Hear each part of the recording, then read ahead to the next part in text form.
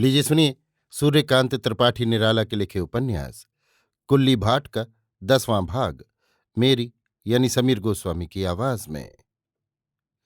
इसके बाद मैं अपनी नौकरी पर चला गया। कुछ दिन नौकरी करने के बाद एक दुर्घटना हुई।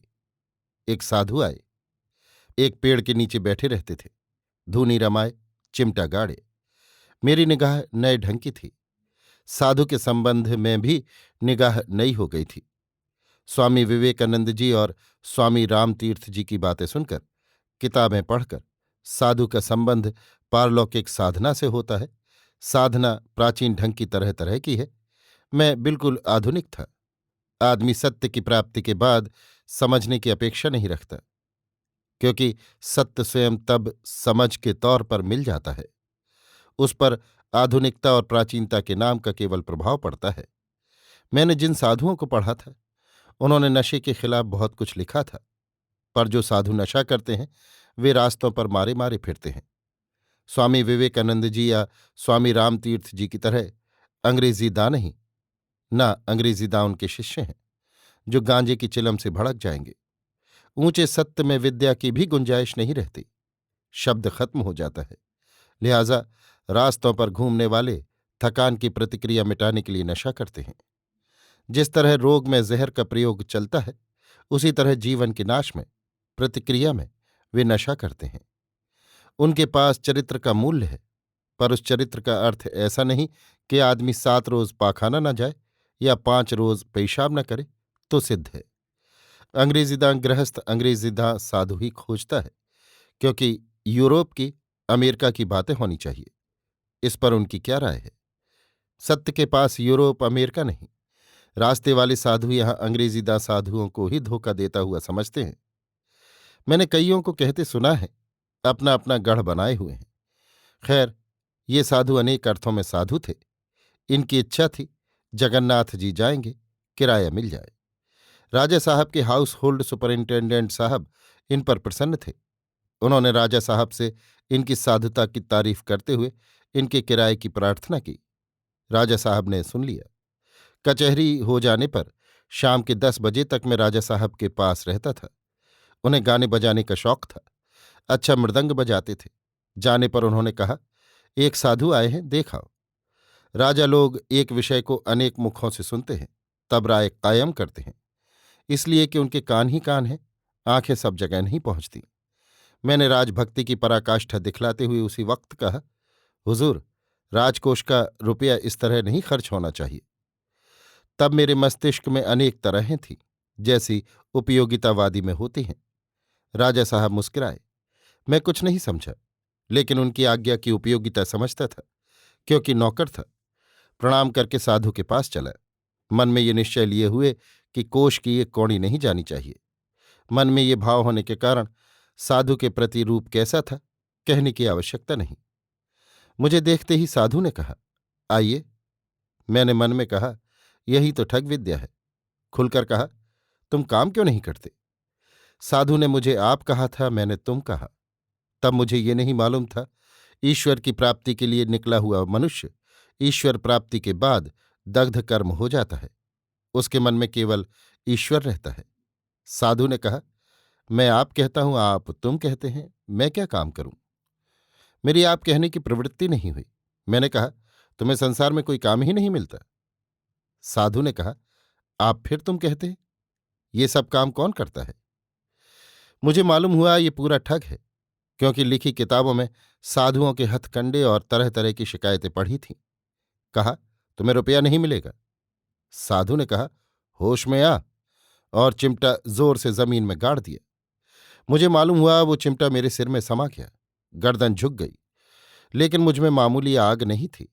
मेरा अभिप्राय असत्य था, फिर भी साधु के प्रति श्रद्धा न निकली। साधु ने जैसे सिर पर सवार होकर पूछा, तू राजा है? जो मैं अपराध कर रहा था वही साधु करने लगे, क्योंकि मैंने साधु को तू नहीं कहा था, तुम कहा था। पर अभी मैं अपने को संभाल रहा था, जैसे लड़ने वाला नीचे चला गया हो, हार न खाई हो। संभल कर कहा, नहीं, मैं राजा नहीं हूं। साधु व्यंग कर रहा था, उसका राजा का अर्थ राम था। मेरा केवल सीधा वही राजा जहां से मैं आया था। साधु ने कहा, तू नौकर है तो नौकर की तरह बातें क्यों नहीं करता?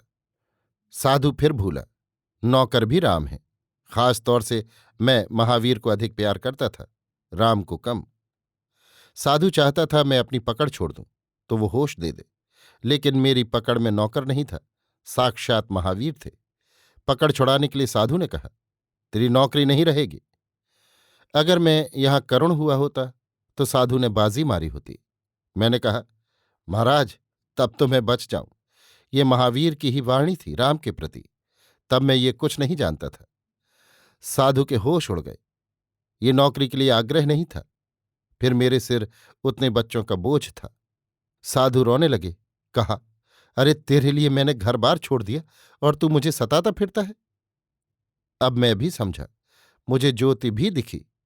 पहले जूही की कली लिखते वक्त दिखी थी, तब नहीं समझा था। अब के एक साधु ने पहचान करा दी। मैं चलने लगा तो साधु ने कहा, तो चलो चले। लेकिन मैंने संसार की तरफ खींचा, क्योंकि ज्ञान के साथ कर्मकांड जो बाकी था उसकी ओर आकर्षण हुआ। इस समय साधु को वैसा ही कष्ट हुआ जैसा मुझे हुआ था। बड़ी ही करुण ध्वनि की, जैसे बदन टूट रहा हो। राजा साहब के पास गया, तब सब भूल गया। जड़ राजा का भूत सवार हो गया। राजा साहब ने पूछा, कैसे साधु है? मैंने कहा, ऐसे आदमी को रुपए नहीं देने चाहिए। राजा साहब चुप हो गए। सुबह सुपरिंटेंडेंट साहब फिर आए और 20 रुपए की मंजूरी करा ली। रुपए लेकर सुपरिंटेंडेंट साहब गए, पर हाथ जो बढ़े वे दंभ के हाथ थे। साधु ने कहा, मैं रुपए नहीं लूंगा। कल राजा आए थे, मैंने उन्हें नाराज कर दिया है, मैं जाता हूं, कहकर अपना चिमटा वहीं फेंक दिया और चले गए। सुपरिंटेंडेंट साहब ने रास्ता रोककर कहा, महाराज, वो राजा नहीं था, वो तो एक मामूली नौकर है। साधु ने कहा, तू नहीं समझता, वो राजा था। सुपरिंटेंडेंट साहब मुंह फैलाकर देखने लगे। साधु चले गए। कुछ देर बाद मैं भी उस रास्ते से गुजरा। सुपरिंटेंडेंट साहब ने कहा, तुमने कल साधु से क्या कहा था? मैं राजा हूं? नहीं दादा, मैंने कहा। मैंने ऐसा तो नहीं कहा। सुपरिंटेंडेंट मुझसे भी बड़े राजभक्त थे। कहा, तुमने कहा है। साधु ने रुपए नहीं लिए, अपना चिमटा फेंक कर चला गया। मैं महाराज से अभी रिपोर्ट करता हूं। कौन समझता है वो निश्चल नत जन विश्व के सामने नत है। वो दादा कहने वाला और है, ये सलाम करने वाला नहीं। दादा ने राजा साहब से रिपोर्ट की, बड़े उदात्त शब्दों में। सुनी बात पर जैसी अतिशयोक्ति होती है। मेरे जाने पर सस्नेह राजा साहब ने कहा, तुमने साधु से कहा था मैं राजा हूं? उत्तर उस तरह मुझसे न देते बना जिस तरह देना चाहिए था, क्योंकि मैं भी राजा को साक्षात पुरुषोत्तम नहीं देख रहा था। कहा, हां, मैंने कहा, राजा का नौकर राजा नहीं तो क्या है? ये अद्वैतवाद राजा समझते थे। भारत की नौकरशाही का यही अर्थ है। उस समय के लिए निष्कृति मिली, कठिन संसार की उलझन साथ ही थी। एक दिन मैं राजा साहब के यहां से अपने डेरे जा रहा था। रात के 11 बजे होंगे। सुपरिंटेंडेंट साहब कचहरी नहीं गए थे, लेकिन हाथी खाने के पास, जो जगह उनके मकान से मील भर है, मुझे मिले। ये शराब पीते हैं, ये मशहूर बात थी। शराब पीने वाला और भी बहुत कुछ करता है। संसार का अपना एक चरित्र है, दिखाऊं? उसके प्रतिकूल कुछ होने पर घबराहट होती है। सुपरिंटेंडेंट साहब को रात 11 बजे देखने के साथ में चौंका। वो भी चौंके। वो मेरी शिकायत कर चुके थे, इसलिए भी मैं चौंका। वो यहां इतनी रात को क्या कर रहे हैं? चौंका चौंकी के साथ मुझे शराब की बू मालूम दी, पर मैं चुपचाप चला गया। दूसरे दिन कथा प्रसंग पर मैंने राजा साहब से कह दिया, पर शिकायत के तौर पर नहीं, मजाक के तौर पर। सुपरिंटेंडेंट साहब पीते हैं, ये सब लोग जानते थे। राजा साहब और बहुत जानते थे। हंसने लगे। पर बड़े आदमी कहलाने वाले लोग अपने मातहत रहने वालों या नौकरों से तरह तरह से पेश आते हैं। एक दिन एकाएक मुझे हुक्म हुआ, गोपाल जी के मंदिर में जाकर कसम खाकर कहो, तुमने सुपरिंटेंडेंट साहब को शराब की हालत में देखा है? सुपरिंटेंडेंट साहब को हुक्म हुआ, तुम कहो मैंने नहीं पी। सुपरिंटेंडेंट साहब संसारी आदमी थे। एक गवाह ठीक कर लिया था, फीलवान, ये कहने के लिए कि सुपरिंटेंडेंट साहब के लड़के को भूत लगा था। वो फूंक डालने गया था। उसे हुक्म हुआ वो कुरान लेकर कहे। कसम के दिन फीलवान नहीं गया, हम दोनों गए। मैंने जैसी सुगंध पाई थी उसके लिए कसम खाई। सुपरिंटेंडेंट साहब बिल्कुल डकार गए। कस्मी कस्मा हो जाने के बाद मैंने इस्तीफा दाखिल किया। राजा साहब को एक निजी पत्र लिखा। मेरे धर्मस्थल पर हस्तक्षेप करने का आपको कोई अधिकार न था। फिर मैंने सुपरिंटेंडेंट साहब की नौकरी लेने के लिए नहीं कहा था। सुपरिंटेंडेंट साहब ने उन्हें यही समझाया था कि उस साधु के संबंध में चूंकि उन्होंने सही सही बातें कही हैं, इसलिए उनकी नौकरी लेने के अभिप्राय से मैंने ये जाल रचा है। अब जब से हुजूर ने वो सब काम छोड़ दिया है, तब से हुजूर की बराबर अनुवर्तिता वो कर रहे हैं। इसीलिए हुजूर ने गुरुमंत्र लेने की बात भी कही थी। गुरुमंत्र का प्रभाव होता ही है। मेरा इस्तीफा मंजूर न किया गया। राजा साहब की चिट्ठी आई। यों ध्रुवाणी परित्यज अध्रुवाणी निषेवते। मैंने कहा, अध्रुव की ही सेवा सही, मेरी तनख्वाह दे दी जाए, मेरा काम समझ लिया जाए। नौकरी छोड़ दी। कई लोग, यहां तक कि असिस्टेंट मैनेजर साहब, जिन पर रोज रिश्वत का इल्जाम लगता था, मिलने पर कह गए, यहां तुम ही एक आदमी हो। बहुतों ने झुकी कमर सीधी कर करके देखा।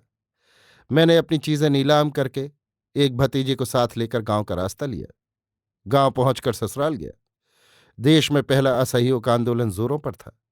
खलिहानों में बैठे हुए किसान जमींदारों से बचने के लिए रह रहकर महात्मा गांधी जी की जय चिल्ला उठते थे। कुछ अति आधुनिक सरकारी नौकर, जमींदार और पुलिस के आदमी मजाक करते थे, तरह तरह के अपशब्द। कुछ अकर्मण्य मालदार राजनीतिक विद्वान अखबारों का उल्था कर कर टीका टिप्पणी के साथ समाज में चर्चा करते हुए पाचन शक्ति बढ़ा रहे थे। ऐसे ही एक ने मुझसे कहा, महात्मा जी ने सिद्ध कर दिया है, चरखा चलाने से कम रोटियां चल सकती हैं। मैं बेकार था। सरस्वती से कविता लेख वापस आते थे। एक आध चीज छपी थी प्रभा में। मालूम हुआ बड़े बड़े आदमियों के लेख कविताएं छपती हैं। एक दफा ऑफिस जाकर बातचीत की। उत्तर मिला, इसमें भारतीय आत्मा, राष्ट्रीय पथिक, मैथिली शरण गुप्त जैसे कवियों की कविताएं छपती हैं। ऐसे ही कुछ लेखकों के नाम सुने। मुंह लटकाकर लौट आया। जीविका का कोई उपाय न था। 4 भतीजों की परवरिश सिर पर। जिन सज्जन ने चरखे की उपयोगिता समझाई थी, उन्हें एक तकुआ खरीद लाने के लिए पैसे दिए थे। वो कानपुर गए थे। यहां मेरे गांव के पड़ोस में कोरी बुनाई का काम करते हैं। मैं सीखने के लिए रोज जाने लगा। कोरियों ने कहा, तुम महाराज होकर ये क्या काम करोगे? अरे, कहीं भागवत बाँचो। वो सज्जन कानपुर से लौटे। बोले, जल्दी में था, खरीदने की याद नहीं थी। मन में अत्यधिक उथल पुथल थी। इसी समय कन्यादायग्रस्त भी आ आकर घेरते थे। वर्णनों में किसी की कन्या इंदिरा से कम न थी। बड़ा गुस्सा आया। ससुराल चला गया। कन्यादायग्रस्तों की संख्या वहां और अधिक दिखी। एक दिन गंगा किनारे बैठा था। टहलते हुए कुल्ली आए। समय का प्रभाव कुल्ली पर बहुत पड़ा था। चेहरे से सभ्य राजनीतिक हो गए थे। मुझे देखकर उसी ढंग से नमस्कार किया। पहले की अदालत वाली सभ्यता अब राजनीतिक सभ्यता में बदली है। मैंने देखा। मैं बैठा था। कुल्ली ने सोचा मैं कोई महान राजनीतिक कर्मी हूं। इधर कुल्ली अखबार पढ़ने लगे थे। त्याग भी किया था। अदालत के स्टाम्प बेचते थे, बेचना छोड़ दिया था। महात्मा जी की बातें करने लगे। मैं सुनता रहा। जब कुछ पूछते थे तब जितना जानता था कहता था। एकाएक भाव में उमड़कर कुल्ली ने कहा, मुझे कुछ उपदेश दीजिए। मैं जला हुआ था ही। कहा, गंगा में डूब जाइए। हे, आप क्या कह रहे हैं? पूरे राजनीतिक आश्चर्य में आकर पूछा। आप डूब सकते हैं या नहीं? डूब कैसे जाऊं? कोई मतलब की बात भी हो? मतलब की बात मुझे नहीं आती। तो आप बेमतलब यहां बैठे हुए हैं? हाँ, इतना ही मतलब था। आपसे मिलने के मतलब से तो नहीं आया था। कुल्ली मेरी ओर देखते रहे। उन्हें नहीं मालूम था इनके चारों ओर आग लगी है। चुपचाप उठकर चले गए। अभी आप सुन रहे थे सूर्यकांत त्रिपाठी निराला के लिखे उपन्यास कुल्ली भाट का भाग 10, मेरी यानी समीर गोस्वामी की आवाज में।